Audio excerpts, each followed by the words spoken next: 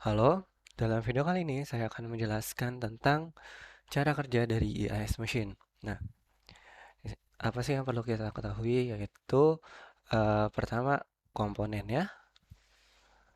Komponen dari IIS Machine yaitu ada sebagai berikut: PC, MIR, MBR, IBR, IR, dan akumulator. Lalu kita langsung masuk ke contoh kasus aja biar mengerti. Saya mengambil contoh kasus yaitu eh, penjumlahan dari dua bilangan yaitu misalkan 3 tambah 4 sama dengan 7.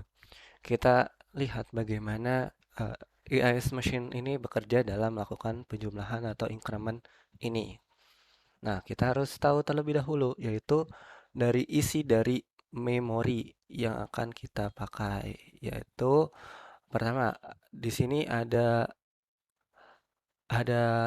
alamat. Yang di sini tuh tiap garis adalah alamat.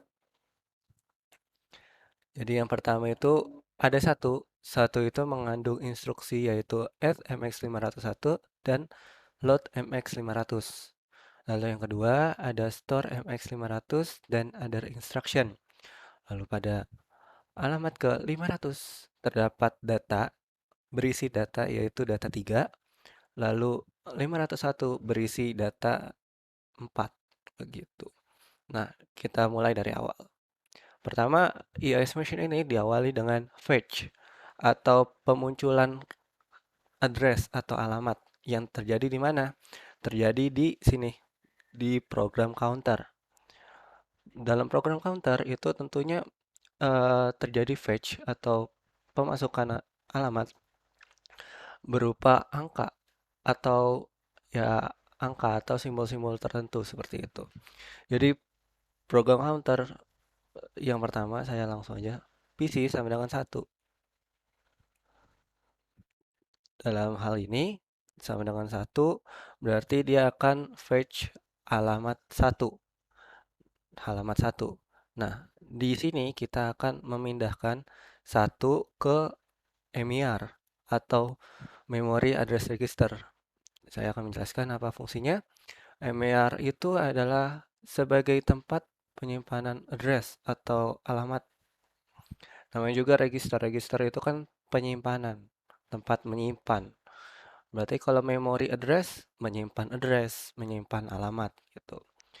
Berarti di sini MER sama dengan 1.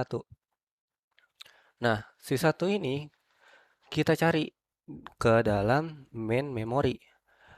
Kenapa kok dicari? Karena anggap aja di main memory ini itu sebagai lemari.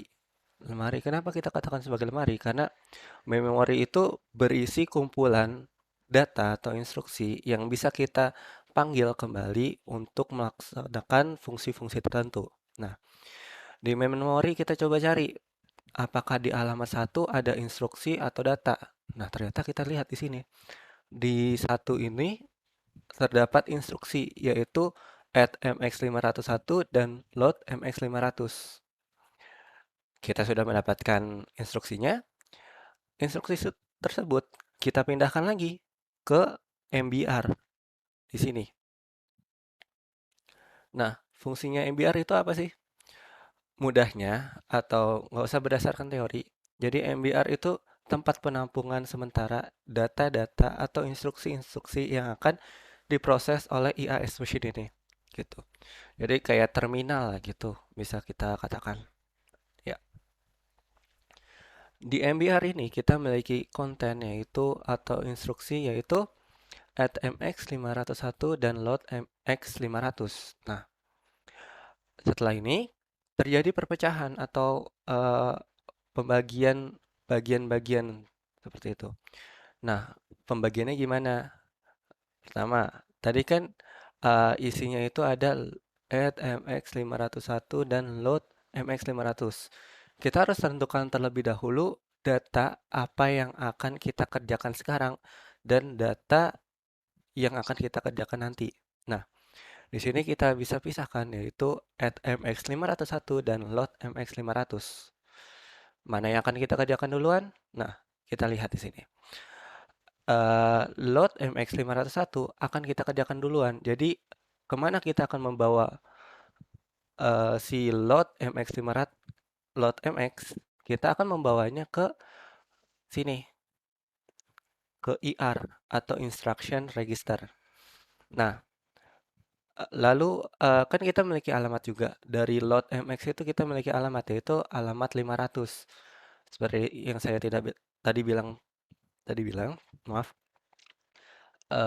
Address itu kita simpan ke dalam MER, karena MER itu sebagai tempat menyimpan alamat-alamat dari program tersebut gitu.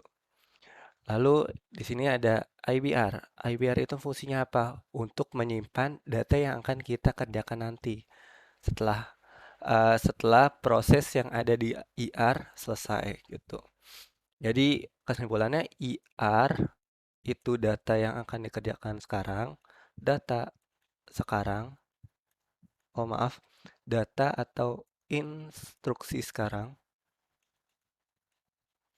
Kalau IBR itu akan menyimpan data atau instruksi yang akan dikerjakan nanti, lalu MER akan menyimpan data atau maaf bukan data, tapi alamat yang berisi data atau instruksi seperti itu. Jadi kita sudah dapat ya di sini ada add mx 501, load mx di IR, dan address 500 di MER. Nah, oke. Oke, kita lanjut. Di 500 kita sudah mendapatkan ya. Di MER kita mendapatkan alamat 500. Kita ulangi lagi seperti proses yang pertama. Kita coba cek apakah di main memory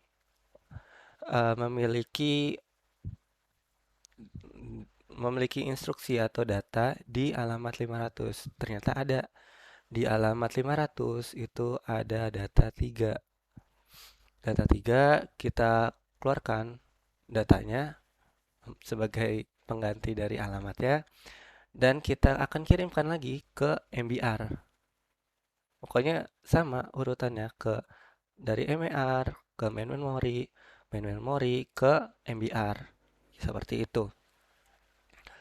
Setelah ke MBR, kita akan membawa si 3 ini kemana? Bentar dulu, sabar. Nah, kita akan meneliti dulu dari bawah, yaitu dari si IR. IR ini juga memiliki peranan penting dalam memanggil atau memberikan instruksi dalam sistem ini ya, gitu. IR itu akan memberikan signal yang akan tentunya diatur oleh control circuit berupa apa sih instruksi yang ada di dalam IR tersebut. Kan tadi IR itu berisi apa kontennya? IR berisi itu load MX. Berarti dia akan memberitahukan melalui signal-signal bahwa untuk si ALU untuk meload si MX tersebut. Nah, di mana kita akan memunculkan hasil load itu? Atau load itu kan berupa berupa bilangan ya, jumlah gitu. Di mana kita akan menampilkannya? Kita akan menampilkannya di sini, di akumulator. Nah, setelah itu kita balik lagi ke atas. Maaf, balik lagi ke atas. Kita balik lagi ke atas. MBR tadi sama dengan 3. Sama dengan 3, kita bawa 3-nya ke ALU. Lalu kita bawa lagi ke akumulator untuk ditampilkan. Jadi saat ini akumulator berisi data 3 atau menampilkan data 3. Seperti itu. Lalu apa lagi? Ternyata, oh di IR ini instruksinya udah habis. Karena kan udah kita kerjakan, yaitu load MX. Udah kita selesai kerjakan. Sudah kita tampilkan di akumulator. Lalu apa yang akan kita lakukan? Kan ingat yang tadi saya bilang, kalau IBR itu untuk menyimpan data atau instruksi yang akan dikerjakan nanti. Nah, kita dipakainya sekarang. Seperti itu. Kita akan memakai si data atau instruksi yang ada atau tersimpan di IBR. IBR itu menyimpan apa sih tadi? IBR itu menyimpan @mx yang ini, @mx. Lalu @mx ini kita apakan? Nah, @mx 500 maaf. @mx 501 itu kita pecah lagi. Alamatnya kita pindahkan ke MER, lalu @mx atau instruksinya kita pindahkan ke IR. IBR-nya kosong, IR-nya diisi dengan @mx dan addressnya menuju MER seperti itu. Lalu ini jangan sampai ketinggalan. Biasanya kadang ketinggalan, kadang kelupaan gitu oleh kita. Sebelum kita melanjutkan MER, MER yang memiliki alamat 501, kita harus ingat bahwa terjadi PC atau program counter itu mengalami increment atau penjumlahan. Mengalami penjumlahan. Karena kenapa? Karena instruksi yang ada di IBR itu habis. Kan instruksi yang dari IBR sudah ke IR gitu. Instruksi IR habis, kita ambil instruksi di IBR. Instruksi IBR habis, kita melakukan increment pada program counter. Seperti itu mudahnya. Jadi kan kalau sudah di program counter, jadi PC-nya sama dengan berapa? Sama dengan 2 gitu. Lalu kita lanjut lagi di MER 501.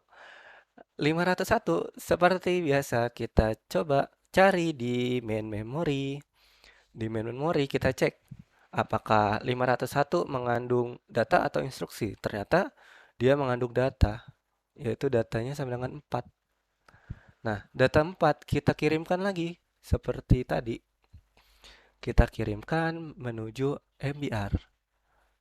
Kita menuju data 4 kita menuju ke MBR. Nah, si data 4 ini kita ibaratnya kita diemin dulu gitu. Tampung dulu di MBR. Karena belum terjadi eh, proses lebih lanjut oleh IR. Nah, berarti apa yang akan dilakukan? IR akan memberikan signal lagi yang akan diatur oleh control circuit berupa pemberitahuan instruksi yang terdapat dalam IR tersebut. Nah, tadi kan kalau yang pertama kan dia berisi instruksi load MX. Nah, instruksi yang sekarang berisi apa? IR tadi atau IR sekarang itu berisi add MX, ya kan? Add MX. Add MX ini berarti apa? Penjumlahan dari data yang udah kita taruh di AC. Nah, nanti kalau di pertemuan selanjutnya saya akan jelaskan ada add, ada pengurangan atau pembagian dan lain-lain. Seperti itu. Nah, di AC ini kita tampilkan lagi penjumlahan. Kita mau ada penjumlahan. Ini maaf, bukan 3 ya tadi, tapi 4. Karena kan udah berganti, jadi datanya 4. Terjadi kita menginginkan adanya penjumlahan. Jadi, kita bawa si 4 menuju ke ALU, lalu ALU kita bawa ke akumulator. Nah, karena si IR itu berisi instruksi atau perintah untuk menjumlahkan dari kedua bilangan tersebut, ya kita jumlahkan. 3 ditambah 4 sama dengan 7. Begitu. Dalam hal ini, jadi akumulator menampilkan, maaf, akumulator menunjukkan data 7. akumulator menunjukkan data 7. Nah, setelah ini apa yang akan kita lakukan? Kita lihat lagi. Di PC2 kan ingat ya, udah terjadi increment pada PC2.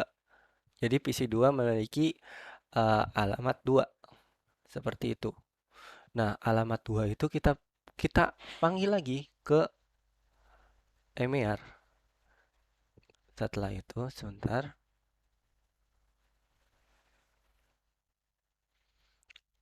Si 2 ini kita bawa menuju ke MER. MER dia menjadi berangka 2, lalu 2 ini kita cari lagi ke main memory. Di main memory ternyata ada instruksi yaitu store MX500 dan other instruction. Nah, kita udah tahu instructionnya, kita bawa lagi ke MBR. Sebentar, saya hapus dulu. MBR berisi instruksi yang ada. Instruksi yang ada. Lalu, maaf. Lalu di sini ada MBR, other instruction. Kita kan sudah mengenal tadi ada instruksi. Instruksinya itu adalah store MX500 dan other instruction. Other instruction ini di sini kita bawa ke IBR. Karena other instruction ini adalah instruksi yang akan kita kerjakan nanti. Lalu store MX akan kita taruh atau simpan ke dalam IR. Karena kita akan menjalankan atau melaksanakan perintah atau instruksi tersebut. Lalu address seperti biasa kita simpan di MER. Instruksi kita kirimkan. Maka alamatnya ke MER, lalu data yang lain ke IBR, dan data yang akan dikerjakan sekarang ke IR. Gitu. Ini ada instruction berarti kalau misalkan ada instruction lain ya. Gitu. Kita fokus ke IR. Si IR ini ini saya hapus dulu biar nggak pusing.